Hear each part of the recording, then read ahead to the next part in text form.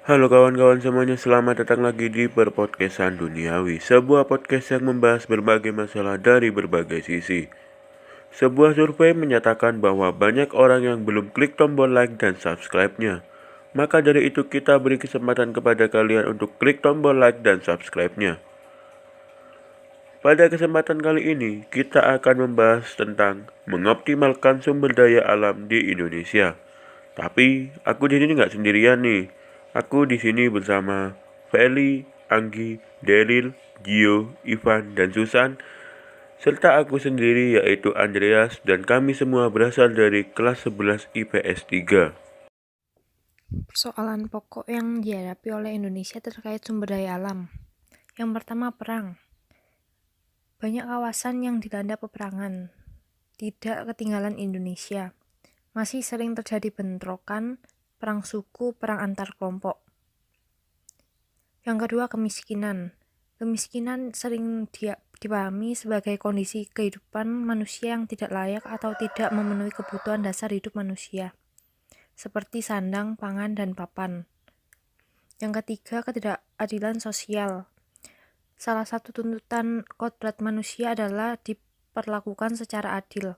Artinya setiap pribadi manusia mempunyai hak atas hidupnya yang perlu dihargai dan dihormati oleh orang lain. Yang keempat, perusakan lingkungan. Isu tentang pemanasan global menyadarkan kita bahwa bumi ini sudah semakin tua dan tidak lagi menjadi tempat yang nyaman dan menjanjikan kesejahteraan hidup bagi manusia. Yang kelima, perkembangan iptek. Di samping persoalan di atas, perlu disadari adalah perkembangan dunia yang begitu pesat terutama dalam bidang ilmu pengetahuan dan teknologi. Kemajuan dan perkembangan ilmu pengetahuan dan teknologi tentunya juga mempunyai dampak positif bagi kehidupan manusia dan dampak negatifnya. Keterlibatan gereja dalam membangun masyarakat yang adil, damai, dan sejahtera, yaitu mengatakan bahwa kegembiraan dan harapan, duka dan kecemasan orang-orang zaman sekarang, terutama kaum miskin dan menderita, merupakan keprihatinan gereja. Dalam dinamika itu, gereja terpanggil untuk melaksanakan dan mewujudkan amanat Yesus Kristus, yaitu untuk membawa damai sejahtera. Bentuk-bentuk tindakan nyata di lingkungan untuk menunjang gerakan dan kegiatan membangun masyarakat yang lebih adil, damai, dan pelestarian lingkungan alam dalam rangka mengoptimalkan sumber daya alam. Yang pertama, membangkitkan karya-karya yang melayani semua orang, terutama yang miskin seperti karya-karya amal. Yang kedua, mendorong semua usaha ke arah persatuan, sosialisasi, dan persekutuan yang sehat di bidang kewarganegaraan dan ekonomi. Yang ketiga, karena universalitasnya, gereja dapat menjadi pengantara yang baik antara masyarakat dan negara-negara yang berbeda hidup, budaya, dan politik. Makna hubungan gereja dan dunia berdasarkan ajaran gereja. Yang pertama, gereja setelah Konsili Vatikan II melihat dirinya sebagai sakramen keselamatan bagi dunia. Gereja menjadi terang, garam, dan bagi dunia. Dunia menjadi tempat atau lading, di mana gereja berbakti, dunia tidak dihina dan dijauhi, tetapi didatangi dan ditawari keselamatan. Yang kedua, gereja dijadikan mitra dialog. Gereja dapat menawarkan nilai-nilai Injili dan dunia dapat mengembangkan kebudayaannya, adat istiadat, alam pikiran, ilmu pengetahuan, dan teknologi, sehingga gereja dapat lebih efektif menjalankan misinya di dunia. Yang ketiga, gereja tetap menghormati otonomi dunia dengan sifatnya yang sekuler, karena di dalamnya terkandung nilai-nilai yang dapat mensejahterakan manusia dan membangun sendi-sendi kerajaan Allah. Misi dan tugas gereja dalam dunia. Gereja bertugas untuk mewartakan kerajaan Allah kepada seluruh umat manusia. Dengan melalui berbagai cara, gereja menghadirkan nilai-nilai kerajaan Allah di tengah masyarakat. Usaha-usaha gereja untuk ikut serta membangun dunia. Yang pertama, gereja akan tetap meyakinkan putra-putrinya dan dunia bahwa semua usaha manusia, betapapun kecilnya, bila sesuai dengan kehendak Tuhan, mempunyai nilai yang sangat tinggi karena merupakan sumbangan pada pelaksanaan terhadap rencana Tuhan. Yang kedua, gereja akan tetap bersikap positif dan mendorong setiap kemajuan ilmiah dan teknik di dunia. Ini asal tidak menghalangi melainkan secara positif mengusahakan tercapainya tujuan akhir manusia. Akhirnya, Konsili Vatikan II mencatat masalah-masalah yang dilihatnya sebagai masalah yang mendesak, yakni martabat pernikahan dan kehidupan keluarga, pengembangan kemajuan kebudayaan, kehidupan sosial, ekonomi, dan politik, serta perdamaian dan persatuan bangsa-bangsa.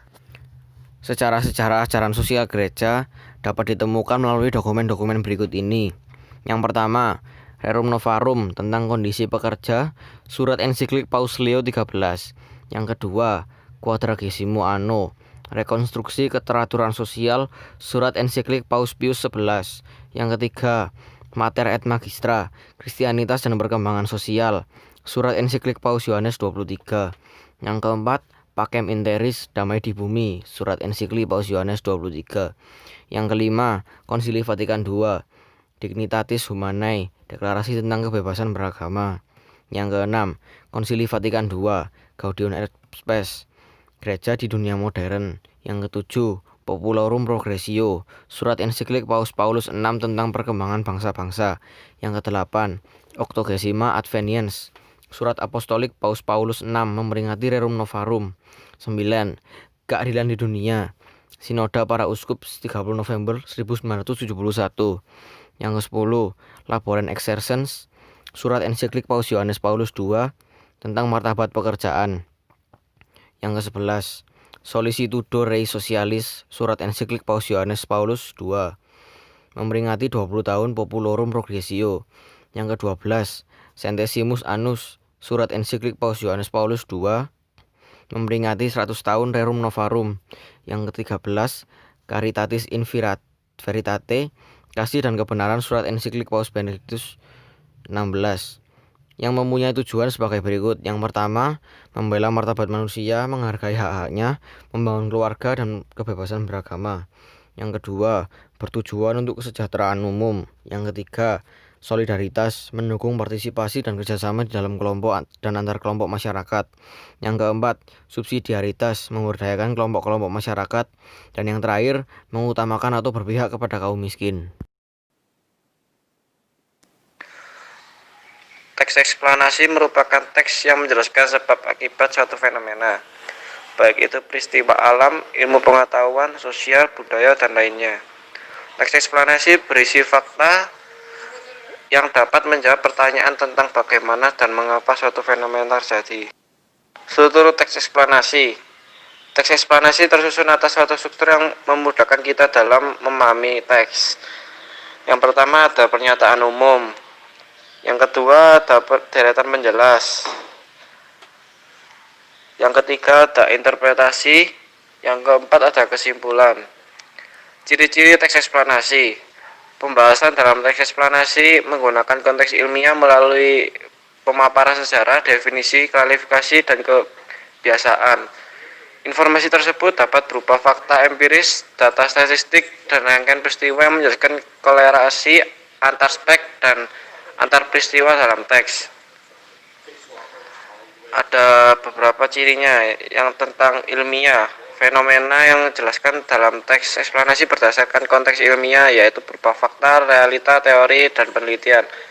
Penjelasan tersebut dapat berupa sejarah, klarifikasi, atau definisi. Logis. Penjelasan fenomena dalam teks eksplanasi bersifat logis dan teoritis. Objektif. Penjelasan dalam teks dapat disertai argumen yang bersifat objektif dengan didukung teori yang relevan, sehingga dapat pula dijadikan rujukan yang valid. Kaidah teks eksplanasi. Teks eksplanasi menjelaskan secara ilmiah proses dan sebab terjadinya suatu fenomena dengan menggunakan ragam bahasa baku yang bersifat universal. Pemaparan informasi dalam teks eksplanasi mudah dimengerti pembaca umum atau tidak terbatas dalam kalangan tertentu saja. Oleh sebab itu, penulis dan menggunakan kata dalam teks eksplanasi harus sesuai dengan PUB. Menulis teks eksplanasi. Dalam membuat teks eksplanasi, kita dapat menggunakan dua pola pengembangan, yaitu pola pengembangan sebab akibat dan pola pengembangan proses. Berikut langkah-langkahnya. Pertama, menentukan topik yang menarik. Kedua, membuat rancangan kerangka. 3, mengumpulkan referensi. 4, pengembangan teks. 5, menyuting teks. Sumber daya alam adalah segala sesuatu yang berasal dari alam yang dapat digunakan untuk memenuhi kebutuhan hidup manusia. Klasifikasi sumber daya alam berdasarkan sifatnya itu terbagi menjadi dua, yaitu sumber daya alam yang dapat diperbaharui dan juga yang kedua sumber daya alam yang tidak dapat diperbaharui. Persebaran sumber daya alam di Indonesia itu ada di hutan tropis. Di hutan tropis itu sangat bervariasi, dari hutan primer sampai hutan mangrove. Potensi sumber daya hutan di wilayah itu sangat besar. Luas hutan yang besar itu saat ini masih dijumpai di Kalimantan, Papua, Sulawesi, Sumatera, dan di Jawa. Dan luas hutan di Jawa telah mengalami penurunan karena terjadi alih fungsi untuk pertanian dan pemukiman penduduk. Kalau di Sumatera dan Kalimantan dialih fungsi menjadi pertanian dan perkebunan. Di sana itu ada flora fauna, bahkan diantaranya merupakan spesies endemik atau hanya ditemukan di Indonesia. Hasil hutan sebagai salah satu potensi sumber daya hutan. Sebenarnya tidak sekedar kayu, hutan tropis juga menghasilkan buah-buahan dan obat-obatan. Secara umum jenis-jenis kayu dan sebarannya. Kayu meranti, keruing, agantis dihasilkan di Sulawesi, Papua, dan Kalimantan. Kayu jati banyak dihasilkan di Jawa Tengah, rotan di Kalimantan, cendana di NTT, akasia dan rasa malah di Jawa Barat. Hutan memiliki berbagai manfaat, seperti tempat menyimpan air hujan dan kemudian mengalirkannya ke sungai. Hingga pada saat musim kemarau, daerah tersebut tidak mengalami kekeringan. 2. Tempat itu bagi flora dan fauna. Yang ketiga, mencegah terjadinya erosi atau pengikisan. Yang keempat, menghasilkan oksigen. Yang kelima, sumber kehidupan bagi masyarakat. Potensi persebaran sumber daya tambang. A. Minyak bumi dan gas alam merupakan energi yang saat ini banyak dipakai untuk keperluan industri, transportasi, dan rumah tangga. Namun, produksi energi alternatif itu terbatas. Cadangan minyak bumi seiring waktu akan berkurang. Dan persebaran penghasil minyak pada sejumlah pulau di Indonesia seperti berikut. Di Sumatera, Pereola dan Lok Sumawe, di Sungai Pakning dan Dumai, di Riau, Pelaju, Sungai Gerong dan Muara Enim di Sumatera Selatan, di Jawa, Jati Barang Majalengka atau Jawa Barat, Wonokromo. Dan unsur-unsur penyusun utamanya adalah karbon, hidrogen, dan oksigen. Batu bara dapat digunakan untuk sumber berbagai keperluan. Batu bara dapat dijumpai di sejumlah pulau yaitu Kalimantan dan Sumatera. Pertambangan batu bara di Kalimantan terdapat di Kalimantan Timur yaitu Lembah Sungai Berau dan Samarinda. Di Sumatera Barat ada di Ombilin dan Sawah Lunto. Di Sumatera Selatan ada di Bukit Asam dan Tanjung Enim. Bauksit itu biji utama untuk menghasilkan aluminium. Sebagian bauksit dimanfaatkan untuk industri dalam negeri dan sebagian diekspor. Bauksit tambang di daerah Riau atau Pulau Bintan dan Kalimantan Barat, Singkawang. Emas pada umumnya untuk perhiasan dapat ditemukan di Jawa Barat, Cikotok dan Pongkor, di Papua, di Timika, Kalimantan Barat, di Sambas, dan lain-lain. Potensi sumber daya kelautan. Ada sumber daya perikanan. Itu salah satu sumber daya yang dimanfaatkan oleh masyarakat sejak dulu. Yang dimaksud dengan potensi lestari, Laut Indonesia memiliki angka potensi lestari yang sangat besar. Yang dimaksud dengan potensi lestari adalah penangkapan ikan yang masih memungkinkan bagi ikan untuk melakukan regenerasi atau tidak menggunakan pukat harimau, karena pukat harimau itu bisa membuat biota laut menjadi rusak. Selain ikan tersedia di lautan, penduduk Indonesia banyak melakukan budidaya ikan, terutama daerah pesisir. Di pantai utara Pulau Jawa masih banyak masyarakat yang bekerja untuk budidaya ikan dengan menggunakan tambak. Jenis ikannya adalah bandeng dan udang. Dan ada beberapa wilayah perairan Indonesia yang rawan kegiatan illegal fishing. Wilayahnya yaitu di Laut Arafuru, Papua di timur perairan Indonesia. Hutan mangrove adalah tipe hutan yang ada di pasang surut air laut. Umumnya, hutan mangrove berkembang biak dengan baik pada pantai yang terlindung, muara sungai, atau laguna. Tumbuhan yang hidup di habitat hutan mangrove tahan terhadap garam yang terkandung di dalam laut. Dua fungsi mangrove yaitu ada ekologis dan ekonomis. Fungsi ekologis adalah untuk melindungi pantai dari abrasi laut, dan fungsi ekonomi yaitu dari kayu pepohonan dan makhluk hidup yang ada di dalamnya. Hutan mangrove tersebar di pesisir sebelah barat Pulau Sumatera, beberapa bagian ada di pantai Pulau Jawa, dan ada yang di Pulau Kalimantan. Terumbu karang terbentuk dari kapur yang dihasilkan dari koral. Terumbu karang itu sulit hidup di sekitar muara sungai karena ada kadar garam air lautnya menurun akibat bercampurnya air sungai ke laut. Adapun gambaran dari manfaat terumbu karang yaitu manfaat sosial ekonomi. Sebagai sumber perikanan yang dapat meningkatkan pendapatan para nelayan, terumbu karang juga dapat menjadi daya tarik objek wisata sekitar. Terumbu karang banyak ditemukan di bagian tengah wilayah Indonesia seperti di Sulawesi, Bali, Lombok, dan Papua. Yang terakhir adalah potensi persebaran sumber daya pariwisata. Di Indonesia memiliki bermacam-macam variasi tradisi, adat istiadat, seni yang beraneka ragam. Di samping itu juga banyak peninggalan sejarah. Secara umum, objek wisata dapat dibedakan menjadi 3. Objek wisata alam meliputi keindahan alam seperti pegunungan, hutan, dan lain-lain. Objek wisata budaya berhubung dengan bangunan sejarah, tradisi, dan adat istiadat. Yang terakhir adalah hasil karya seni seperti museum, benteng, taman hiburan, dan lain-lain. Persebaran beberapa objek wisata yang ada di Indonesia yaitu Pulau Sumatera itu Taman Nasional Gunung Leuser, Danau Laut Tawar, Rantau, dan Rantau Prapat. Di Pulau Jawa ada Gunung Tangkuban Perahu, Maribaya, dan Pangandaran. Di Bali ada Pulau Kuta, Legian, dan Tanah Laut.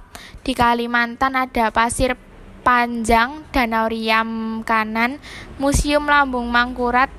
Di Nusa Tenggara ada Gunung Tambora, Taman Laut Gili Air, Taman Nasional Komodo.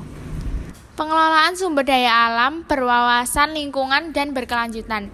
Pengelolaan sumber daya alam berwawasan lingkungan yaitu pemanfaatan sumber daya alam yang hanya terfokus pada sumber daya alam yang akan dimanfaatkan tanpa memperhatikan sumber daya yang lainnya. Yang terkait pemanfaatan lahan yang tidak berwawasan lingkungan. Komponen itu tidak berdiri sendiri, tetapi terkait dengan komponen lainnya. Contohnya pertanian padi sawah dan penambangan batu bara. Pertanian padi sawah yaitu memerlukan persyaratan kondisi fisik tertentu seperti ketinggian tempat, suhu udara, kediaman tanah, kemiringan lereng, dan saluran irigasi. Persyaratan itu dapat mendukung produktivitas padi yang optimal. Penggunaan air harus dipertimbangkan dengan kebutuhan air yang lainnya sehingga tidak mengurangi pemenuhan kebutuhan yang lain. Kemiringan lereng yang digunakan harus lereng yang landai agar dapat menampung air untuk menggenangi padi pada masa pertumbuhan. Penggunaan pupuk harus berimbang sesuai dengan kebutuhan agar pupuk yang diberikan secara efektif dimanfaatkan oleh tanaman. Apabila air sawah terbuang ke sungai, maka akan tumbuh subur ganggang atau gulma yang berlebihan sehingga menjadi racun bagi biota air karena kekurangan oksigen. Penggunaan racun untuk memberantas hama tanaman disesuaikan dengan kebutuhan. Penggunaan racun hama dapat menyebabkan terbunuhnya serangga lain yang tidak mengganggu tanaman sehingga rantai makanan akan terputus dan menyebabkan wabah hama penyakit yang baru. Limbah racun yang disemprotkan pada tanaman akan terlarut dalam air, kemudian akan meresap ke dalam air tanah sehingga merusak biota air tawar dan muara sungai turut mati. Penyiapan lahan siap tanam harus memperhatikan kebutuhan tanaman. Apabila tanah dibajak terlalu dalam, maka akan menyebabkan terjadinya pembalikan horizon tanah sehingga tanah bagian atas akhirnya tidak subur. Penggunaan bajak yang lebih akan menyebabkan struktur tanah menjadi rusak dan menyebab pencucian tanah. Penambangan batu bara secara ekonomis dapat memberikan pendapatan yang sangat besar bagi perekonomian dan cadangan energi nasional. Dalam penambangan batu bara harus memperhatikan aspek agar tidak menimbulkan kerugian pada lingkungan. Penambangan batu bara yang berlebihan akan menyebabkan habisnya cadangan batu bara di dalam perut bumi. Penambangan dengan tidak memperhatikan bentuk dan pengangkutan yang sesuai akan menyebabkan robohnya dinding galian dan menimbulkan korban jiwa. Penggunaan alat-alat dan mesin pemotong batu bara dapat menyebabkan polusi udara sehingga sinar matahari tidak sempurna dan proses fotosintesis yang berlangsung pada tanaman akan terganggu. Bekas penambangan jika tidak ditutup dengan lapisan tanah yang telah dikelupas akan menyebabkan udara semakin tinggi dan mengakibatkan terjadinya lahan kritis. Penggunaan batu bara yang tidak terkendali seperti pembangkit listrik tenaga uap dapat menyebabkan kandungan CO2 atmosfer semakin tinggi. Dan ini mengakibatkan pemanasan global dan kandungan sulfur yang ada pada batu bara akan menyebabkan hujan asam. Pemanasan global akan menyebabkan suhu udara menjadi naik. Akibatnya es di kutub akan mencair dan permukaan air laut naik sehingga pesisir yang rendah dan landai akan tergenang. Hujan asam akan menyebabkan rusaknya semua bangunan yang terbuat dari beton maupun besi, serta vegetasi yang ada di permukaan bumi juga musnah. Berdasarkan kedua contoh itu, yang dimaksud adalah pengelolaan sumber daya alam yang berwawasan lingkungan adalah pengelolaan sumber daya alam yang tidak menimbulkan kerusakan pada lingkungan atau merugikan pada sumber daya komponen lingkungan yang lain dan berkelanjutan. Pemanfaatan sumber daya alam berdasarkan prinsip ekofisiensi. Proses energi yang terdapat di alam akan berjalan seimbang karena alam berperan sebagai penyeimbang. Apabila populasi tertentu yang berkembang sangat cepat, populasi tersebut akan terkena wabah dan kembali pada kondisi semula. Setiap proses energi yang tidak sempurna selalu menghasilkan entropi atau limbah. Oleh karena itu, setiap peningkatan hasil industri, maka akan terjadi peningkatan limbah yang dikeluarkan dan dilepas ke alam. Hal tersebut memunculkan pandangan tentang pemanfaatan sumber daya alam berdasarkan prinsip ekofisiensi. Hal yang paling pokok dalam pemanfaatan sumber daya alam berdasarkan prinsip ekofisiensi adalah menghemat sumber daya yang digunakan, menggunakan semua sumber daya alam yang dihasilkan dalam proses energi atau industri. 3. Proses penambangan sumber daya alam tidak menimbulkan kerusakan lingkungan. Contoh pemanfaatan sumber daya alam berdasarkan prinsip ekofisiensi adalah penggunaan air bersih, industri kertas, dan lain-lain. Penggunaan air bersih, air yang dikelola oleh perusahaan air minum diambil dari sebagian mata air tanpa mengurangi fungsi mata air untuk mengairi sungai. Saluran air yang digunakan betul-betul saluran yang tidak mencemari air dan tidak menimbulkan kebocoran. Kelebihan air akan ditampung sebagai cadangan untuk kebutuhan di musim kemarau atau perluasan layanan. Saluran air yang digunakan untuk mendistribusi ke pelanggan menggunakan saluran yang bersih dan tidak mudah bocor. Penggunaan air pada konsumen betul-betul disesuaikan dengan kebutuhan. Air limbah rumah tangga disalurkan ke tempat pembuangan yang telah disediakan. Kemudian air tersebut kotorannya akan diendapkan di air dan digunakan untuk pengairan taman atau tanaman. Sebagian hasil retribusi air bersih akan digunakan untuk reboisasi di sekitar mata air yang telah digunakan menjadi sumber air bersih. Kalau industri kertas, bahan baku yang digunakan berasal dari hutan produksi tebang pilih secara selektif. sehingga kayu yang diambil betul-betul akan digunakan. Dalam proses penebangan kayu ini tidak akan merusak tanaman dan satwa-satwa lainnya. Mesin pengolahan yang digunakan adalah mesin yang hemat bahan baku dan bahan bakar, sehingga limbah yang dihasilkan tidak terlalu banyak dan tidak menimbulkan terjadinya pencemaran lingkungan. Debu dan gas buangan dalam proses industri disaring melalui filter atau disertai dengan penanaman pepohonan, sehingga polutan dapat diserap oleh beraneka ragam pepohonan. Pepohonan yang ditanam adalah bukan buah-buahan, melainkan tanaman yang diusahakan kayunya agar tidak mencemari manusia. Berdasarkan contoh di atas, pemanfaatan sumber daya alam berdasarkan prinsip ekofisiensi berdampak pada penghematan sumber daya alam dengan hasil-hasil setinggi-tingginya, tidak mencemari lingkungan, dan dapat dilakukan secara berkelanjutan. Hal ini memberikan mutu kehidupan yang jauh lebih layak dan proses energi yang berlangsung di alam dapat mencapai keseimbangan. Suguhan Sentili yang memiliki sebuah manfaat sebagai tempat hidup biota laut, pelindung ekosistem pantai, dan lain sebagainya. Terumbu karang di Indonesia memiliki luas 284.300 km persegi. Jadi kesimpulannya adalah potensi sumber daya laut ialah sumber daya laut yang terdapat di laut dan memiliki sebuah manfaat masing-masing yang dapat dipergunakan diolah masyarakat setempat. Potensi dan sebaran sumber daya alam hutan di Indonesia memiliki tingkat potensi yang besar dan juga didukung oleh tanahnya yang subur. Dan Indonesia pula memiliki curah hujan yang tinggi karena dilewati oleh angin muson, hanya saja penebangan liar dan ahli fungsi lahan menjadi faktor penghambatnya. Potensi sumber daya kelautan yang ada di bawah laut. Yang pertama itu perikanan. Persebaran potensi perikanan di seluruh Indonesia telah tersebar di seluruh permukaan, baik dari ujung timur maupun ujung barat. Hampir di seluruh Nusantara terdapat potensi perikanan.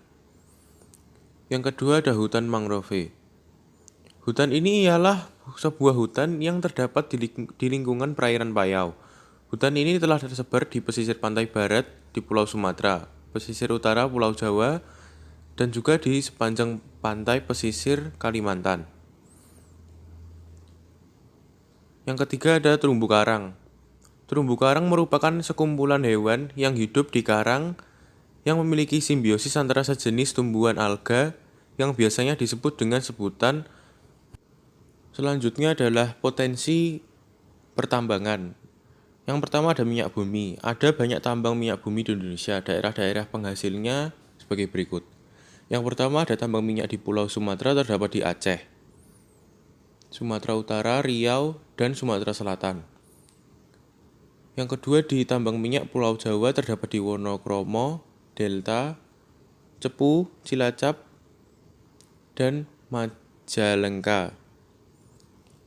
Lalu di Pulau Kalimantan terdapat di Balikpapan, Pulau Tarakan, Pulau Bunyu, dan Sungai Mahakam. Di Maluku dan Irian Jaya juga ada. Lalu ada bauksit atau biji aluminium. Penambangan bauksit berada di daerah Riau dan Kalimantan Barat. Lalu ada batu bara.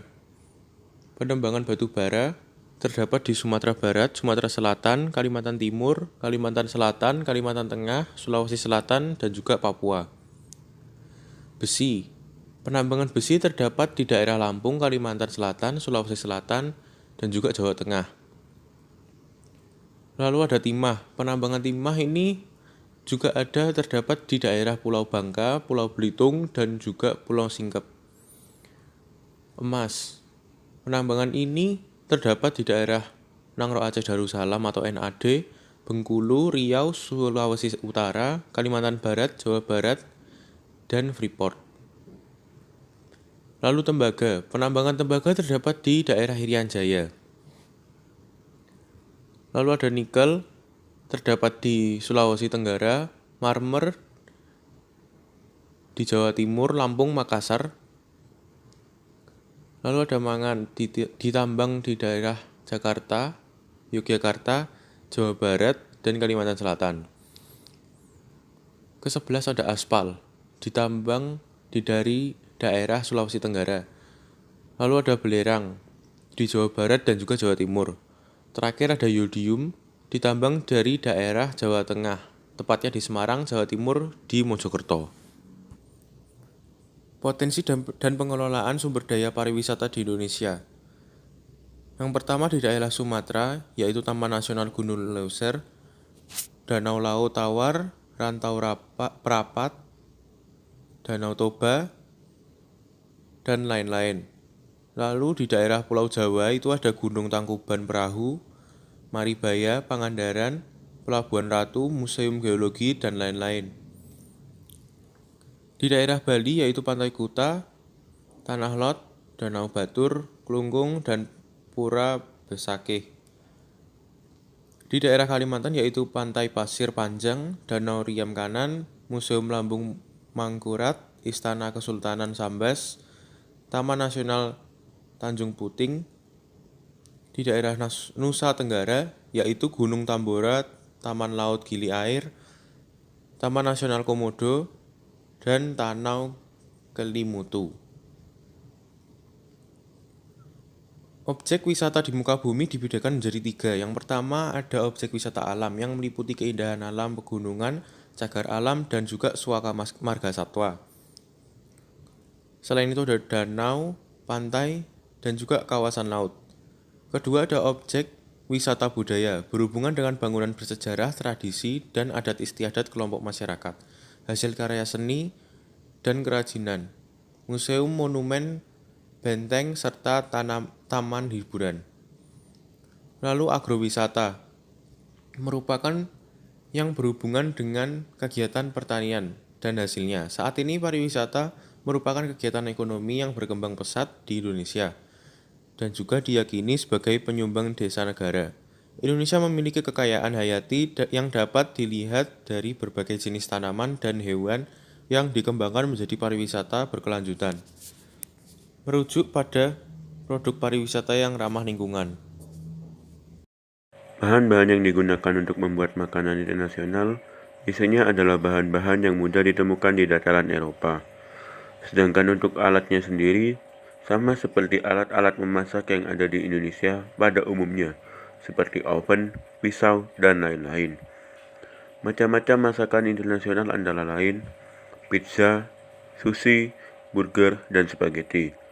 Teknik pembuatan makanan internasional sangatlah rumit dan susah karena memerlukan bahan-bahan yang banyak, alat yang banyak, dan pengalaman supaya hasilnya memuaskan. Sedangkan tahapan pembuatan makanan internasional berasal dari pembuatan dasar atau adonan terlebih dahulu, kemudian ke pembuatan saus dan topping, kemudian proses pemasakan bisa dipanggang, rebus, dan digoreng. Untuk kemasan sendiri rata-rata menggunakan kemasan yang ringan dan mudah didapat, seperti kertas dan kardus. Untuk di Indonesia sendiri, makanan internasional yang paling mudah dibuat adalah sushi. Karena Indonesia adalah negara maritim, yang dimana memiliki potensi laut terutama ikan yang sangat banyak yang merupakan bahan dasar dari pembuatan sushi. Pertama, saya akan menjelaskan tentang pengertian Renaissance. Renaissance sendiri berasal dari bahasa Latin renascere yang berarti kelahiran kembali. Yang dimaksud sebagai kelahiran kembali adalah kembalinya pengaruh seni dan budaya Yunani dan Romawi kuno dan menenggelamkan pengaruh gereja dalam kehidupan sosial masyarakat. Yang kedua, merkantilisme. Merkantilisme adalah praktik dan teori ekonomi yang dominan di Eropa abad ke-16 dan abad ke-18, yang dipromosikan lewat peraturan ekonomi pemerintahan suatu negara untuk tujuan menambah kekuasaan negara dengan mengorbankan kekuatan nasional saingannya. Yang ketiga, reformasi gereja. Reformasi gereja adalah sebuah upaya perbaikan dan kembali pada ajaran gereja yang lurus. Gerakan reformasi berupa sikap kritis terhadap penyimpangan-penyimpangan yang dilakukan oleh pihak gereja Katolik pada waktu itu, terutama adanya penjualan surat pengampunan dosa. Yang keempat, Aufklärung. Aufklärung memiliki arti pencerahan, dan kata Aufklärung berasal dari bahasa Jerman. Dalam bahasa Inggris ini diartikan sebagai enlightenment, dan pada masa ini masyarakat mendapatkan penerangan dari masa kegelapan dengan mulai optimis untuk maju dalam pemikiran dan ilmu pengetahuan dan teknologi. Yang kelima, revolusi industri. yang bisa dikatakan adalah perubahan besar dan mendasar terhadap yang dilakukan manusia dalam mengelola sumber daya dan memproduksi barang yang berdampak pada tatanan sosial, ekonomi, dan budaya masyarakat. Selanjutnya saya akan menjelaskan tentang latar belakang dari Renaissance. Zaman Renaissance dimulai sekitar abad ke-14, maka untuk menghasilkan Eropa modern seperti dewasa ini diperlukan kurang lebih 5 abad. Yang kedua, merkantilisme. Latar belakangnya adanya keberadaan negara-negara merdeka di Eropa seperti Prancis, Jerman, Inggris, Belanda, dan Italia. Negara-negara tersebut ingin mempertahankan kesejahteraan, kebebasan, dan kedaulatan rakyatnya. Negara-negara tersebut memerlukan kondisi ekonomi yang sangat kuat agar bisa bertahan. Ditetapkannya logam mulia sebagai standar ukuran kekayaan suatu negara. Adanya jaringan perdagangan, pelayaran, dan eksplorasi ke wilayah-wilayah baru. Yang ketiga, reformasi gereja, yaitu adanya praktek jual beli, indulgensi atau pengampunan dosa oleh Gereja Katolik Roma. Adanya praktek simone atau jual beli jabatan gereja di Katolik Roma. Adanya tuduhan korupsi dan nepotisme di Gereja Katolik Roma. Selanjutnya, skisma barat antara Paus di Roma dan Avignon yang melemahkan wibawa Gereja Katolik Roma. Dan munculnya mesin cetak yang membuat Alkitab lebih tersedia bagi kalangan umum. Yang kelima, Aufklärung. Latar belakangnya revolusi ilmiah, yaitu berkembangnya ilmu pengetahuan dan metode ilmiah. Yang kelima, revolusi industri. Revolusi industri terjadi pada pertengahan abad ke-18 dan awalnya didahului oleh revolusi agraria. Ada 2 tahap revolusi agraria. Yang pertama adalah tahapan terjadinya perubahan penggunaan tanah yang semula hanya untuk pertanian menjual usaha pertanian, perkebunan, dan peternakan yang terpadu. Selanjutnya, saya akan menganalisa proses Renaissance. Renaissance muncul karena zaman kegelapan, yaitu zaman di mana Gereja Katolik Roma menguasai kehidupan di Eropa sehingga untuk mengembalikan rasa humanisme klasik yang ada pada masa Yunani Romawi klasik. Yang kedua, merkantilisme. Konsep merkantilisme merupakan bagian dari ekonomi absolutisme atau monarki absolut.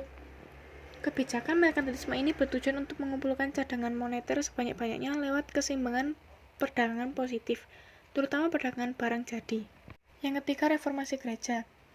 Awal terjadinya reformasi gereja ini muncul atau terjadi di Jerman. Banyak faktor yang menyebabkan terjadinya reformasi gereja di Jerman, yaitu sekitar abad 15 hingga 16. Jerman masih merupakan negara agraris yang terbelakang dibandingkan negara-negara Eropa lainnya.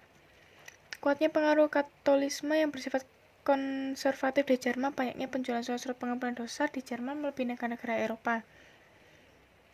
Sebagian masyarakat Jerman yang berpotensi sebagai petani yang merupakan kelompok sosial yang paling menderita akibat kekuasaan Katolisme, salah satunya dengan adanya pajak-pajak yang sangat memberatkan rakyat. Yang kelima, Aufklärung. Terjadinya gerakan Aufklärung ini disebabkan oleh beberapa hal, yaitu perdebatan antara pihak gereja yang menggunakan iman dan negarawan yang mementingkan akal, pemaksaan oleh pihak gereja kepada masyarakat untuk memasakkan doktrin dan merupakan kebudayaan Yunani dan Romawi kuno. Yang kelima, revolusi industri. Awal mulai revolusi industri masih diperdebatkan. Toko T.S. Aston menulis kira-kira 1760 hingga 1830. Tidak ada titik pemisah dengan revolusi industri 2 pada sekitar tahun 1850. Ketika kemajuan teknologi dan ekonomi mendapatkan momentum dengan perkembangan kapal tenaga uap, rel, dan kemudian di akhir abad tersebut perkembangan mesin pembakaran dan perkembangan pembangkitan tenaga listrik. Selanjutnya saya akan menjelaskan pengaruh dari Renaissance adalah Renaissance ini membawa pengaruh yang sangat besar terhadap kebudayaan dan kehidupan bangsa Eropa secara keseluruhan. Adapun pengaruh yang dimaksud sebagai berikut. Yang pertama, seni dan budaya berkembang lebih pesat dan juga bebas. Ilmu pengetahuan dan teknologi menjadi lebih maju, terlebih dengan didirikannya Universitas Oxford. Kebebasan berpikir mulai muncul sehingga banyak dijumpai aliran pemikiran baru, contohnya humanisme, materialisme, empirisme, dan lain-lain. Yang kedua, merkantilisme. Yang pertama, lahirnya kolonialisme, imperialisme, aktifnya perdagangan internasional, dan berkembangnya teknologi-teknologi baru. Yang ketiga, reformasi gereja. Dampak reformasi gereja ini adalah munculnya negara-negara nasional kecil tanpa memiliki pusat kekuasaan atau gembala politik seperti lembaga kepausan Roma, dan menumbuhkan benih-benih demokratisasi politik dan adanya kesadaran individual akan pentingnya hak politik. Yang kelima, Aufklärung. Pengaruh Aufklärung yaitu pola pikir manusia menjadi berubah, tersebarnya luasnya ilmu pengetahuan, dan tokoh pelopor yang menyuarakan pendapat semakin banyak. Selanjutnya, pengaruh revolusi industri. Yang pertama adalah diproduksinya barang kebutuhan secara massal, timbulnya urbanisasi, lebih mudah transportasi dan komunikasi, terjadinya perubahan struktur sosial, dan meningkatnya imperialisme.